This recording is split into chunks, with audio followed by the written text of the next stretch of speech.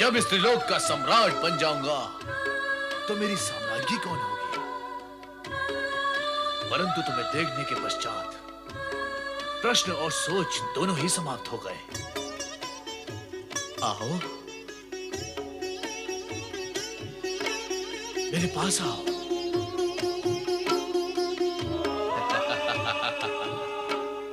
मैं इंद्र को भस्म करके तुम्हें स्वर्ग के सिंहासन पे बिठाऊंगा।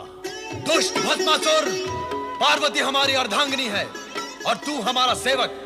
वो तुम्हारे माता समान है। इन पर कुदृष्टि डालने का परिणाम जानता है।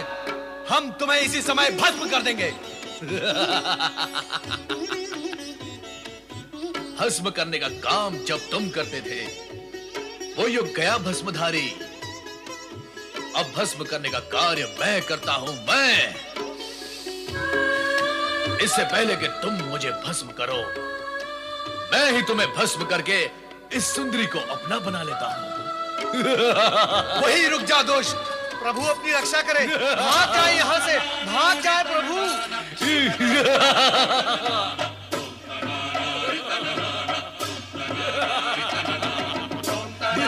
भस्मासुर,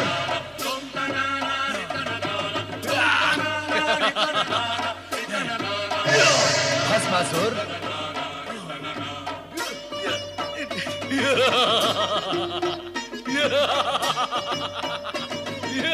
भस्मासुर,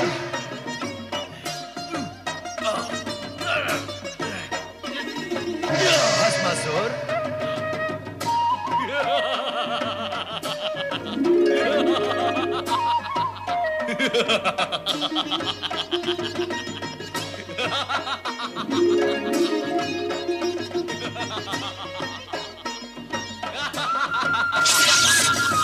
नारायण नारायण। अयोग्य प्राणी को अधिक अधिकार देने का परिणाम सदा दुखदाई होता है। देवेश्वर, आप ही से वरदान पाया है और अब आप ही को भस्म करने पर तुला हुआ है ये दुष्ट प्राणी। नारायण नारायण। अब तो मुझे ही कुछ उपाय करना होगा।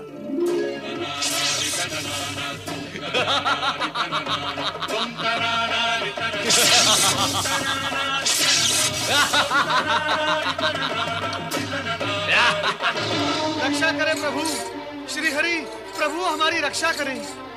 नारद, तुम पर क्या संकट आ पड़ा? नारद, आज तुम्हें रक्षा की आवश्यकता कैसे आन पड़ी? तुम तो संपूर्ण जगत की रक्षा की चिंता किया करते हो। माता, चिंता तो आज भी है, किंतु जगत की नहीं, जगत पिता की। अर्थात? श्री हरि, भस्मासुर को वरदान देकर भगवान भोलेनाथ स्वयं संकट में पड़ गए हैं। वो दुष्ट भस्मासुर भगवान भोलेनाथ के सिर पर हाथ रखकर उन्हें भस्म करना चाहता है। पर नारद, ये भी तो शिवलीला ही है। शिवलीला? श्री हरि, ये कैसी शिवलीला है जिससे प्राण संकट में पड़ जाएं?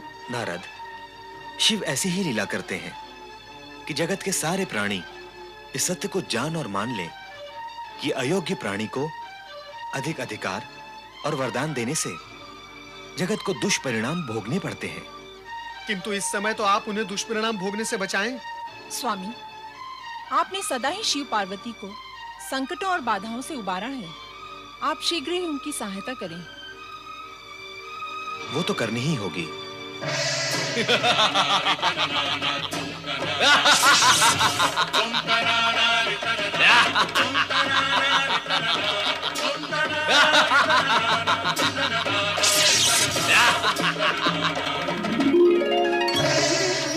ये सब क्या हो रहा है स्वामी? कहाँ कहाँ क्या हो रहा है देवी? तीनों लोकों का स्वामी एक दुष्ट, बुद्धिहीन, दुराचारी असुर के सम्मुख इतना विवश, असहाय और परुषहीन हो गया है। समय की बलिहारी है देवी, समय की बलिहारी है। हाँ स्वामी, देख रही हूँ समय से हारे हुए बल को, किंतु अब आपकी ये दशा मुझसे देखी नहीं जाती। तो देवी, हमें क्या अपनी ये स्थिति प्रिय लगती है? हम इस अप्रिय स्थिति से स्वयं ऊब चुके हैं। तो फिर विराम क्यों नहीं लगा देते इस स्थिति पर? नहीं, हम अभी ऐसा नहीं कर सकते। ना सही, मैं तो कर सकती हूँ। आप मुझे आज्ञा दें, मैं शक्ति रूप धारण कर उस दुष्ट भस्मासुर को एक क्षण में ही समाप्त कर दूंगी।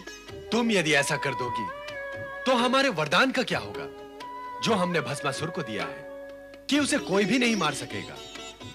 यदि तुम्हारे हाथों उसका वध हो जाता है तो हमारे वरदान की महिमा भी समाप्त हो जाएगी। ऐसा हो गया तो जगत के प्राणी भविष्य में हम पर और हमारे वरदान की शक्ति और महिमा पर विश्वास ही नहीं करेंगे। स्वामी, आप तो चारों ओर से विवश हैं। तुम चिंता न करो देवी, हमारी विवशता का शीघ्र ही अंत होगा। कोई ना कोई उपाय अवश्य निकल आएगा। अब तुम शीघ्र ही समाधि स्थल चली जाओ, वहां पर तुम सुरक्षित रहोगे।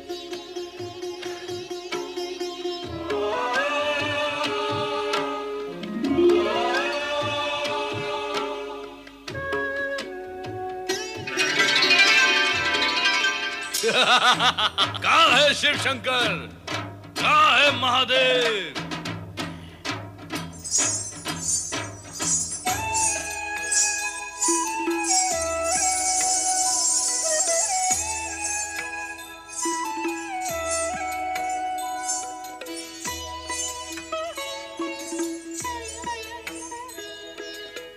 इधर देखो वरदायिनी भस्मासुर।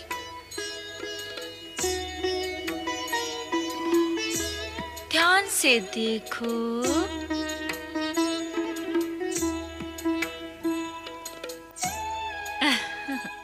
अंतर्दृष्टि से देखोगे तो मैं तुम्हें पार्वती से अधिक सुंदर दिखाई दूंगी। त्रिभुवन मोहिनी हूँ।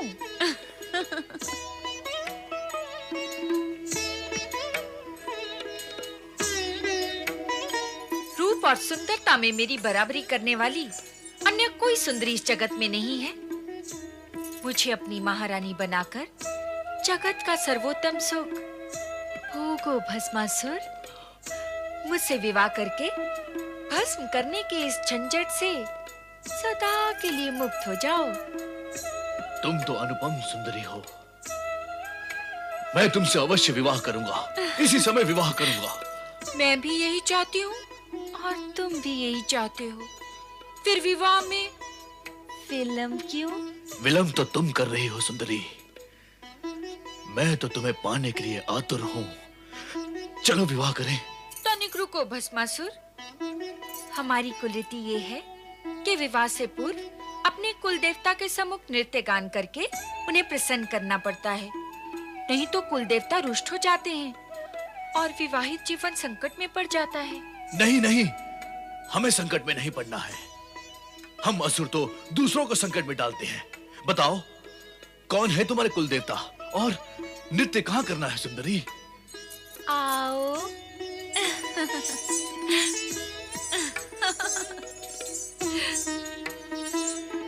ये वट वृक्ष हमारे कुल देवता हैं। तुम मेरे होने वाले पति हो। हमारी कुल रीति के अनुसार कुल देवता को प्रसन्न करने के लिए तुम्हें उसी भांति नृत्य करना होगा जैसे कि मैं करूंगी। बोलो, करोगे ना?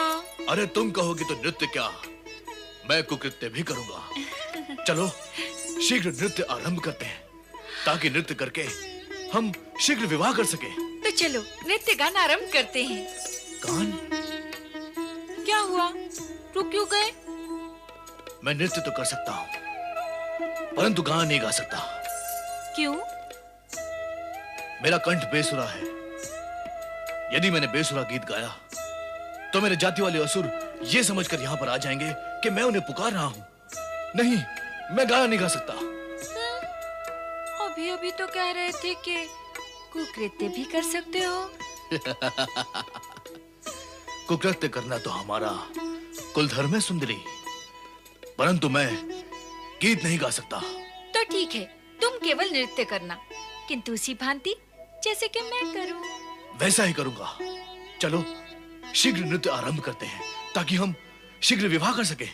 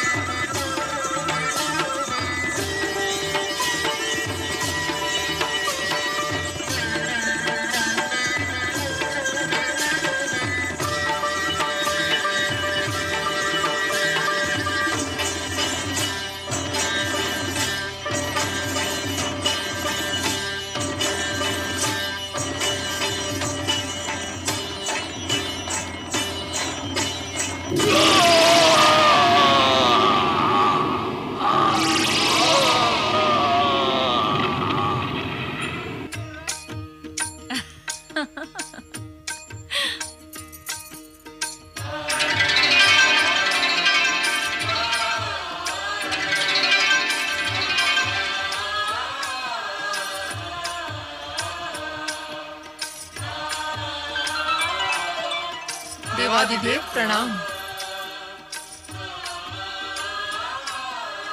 श्री हरि विष्णु, आपने हमारी भूल का परिमार्जन कर दिया। भूल? कैसी भूल महेश्वर? यदि आप भूल करने लगेंगे तो साधारण प्राणी की क्या गति होगी? और वैसे भी मैंने तो आप ही की इच्छा अनुसार अपने कर्तव्य का पालन ही किया है। श्री हरि, आपने तो अपने कर्तव्य का पालन किया है, पर अब तो भोलेनाथ को भी अपना कर्तव्य करना चाहिए। मेरा कर्तव्य क्या है देवी पार्वती?